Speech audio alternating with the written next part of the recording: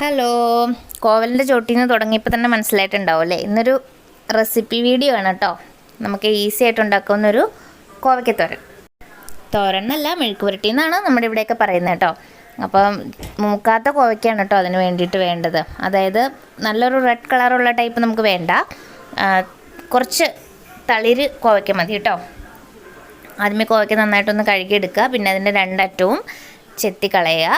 നടുവേ അത് കീറിയതിന് ശേഷം നൈസായിട്ട് നമ്മൾ അരിഞ്ഞെടുക്കുക.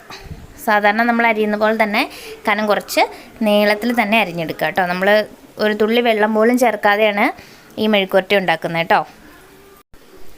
ഇത് ഇത്തിരി സ്പൈസി കോവയ്ക്കത്തോരനാണ് കേട്ടോ. നമ്മൾ മൊത്തം അരിഞ്ഞെടുത്തിട്ടുണ്ട്. ഇനി ഇതിന് വേണ്ടത് ഒരു സവാളയും 3-4 പച്ചമുളകുമാണ് കേട്ടോ. സാധാരണ പോലെ കടുക് താളിച്ചതിലേക്ക് സവാള അരിഞ്ഞതും പച്ചമുളക് അരിഞ്ഞതും ചേർത്ത് നന്നായിട്ട് വഴറ്റിയെടുക്കുക. അതിലേക്ക് ഒരു നുള്ളു മസാലപ്പൊടിയും ഒരു നുള്ളു മഞ്ഞൾപ്പൊടിയും ചേർത്ത് കൊടുക്കുക. ഇനി നമ്മൾ അരിഞ്ഞു വെച്ചിരിക്കുന്ന കോവയ്ക്ക ഇതിലേക്ക് ചേർത്ത് ആവശ്യത്തിന് ഉപ്പും ചേർത്ത് നന്നായിട്ട് ഇളക്കി മൂടി വെച്ചിട്ട് അത് വേവിക്കുക. കുറച്ച് വെന്ത് കഴിയുമ്പോൾ അതിലേക്ക് ഒരു 4 കഷ്ണം വെളുത്തുള്ളി ചതച്ചതും കൂടി ചേർത്ത് വീണ്ടും നന്നായിട്ട് വേവിച്ചെടുക്കുക. ഇനി നമുക്ക് സെർവ് ചെയ്യാം കേട്ടോ. ടേസ്റ്റി തോരനാണേ. അപ്പോൾ വീട്ടിൽ കോവയ്ക്ക ഉള്ളവരൊക്കെ ഒന്ന് ട്രൈ ചെയ്ത് നോക്കണം കേട്ടോ. Okay, by.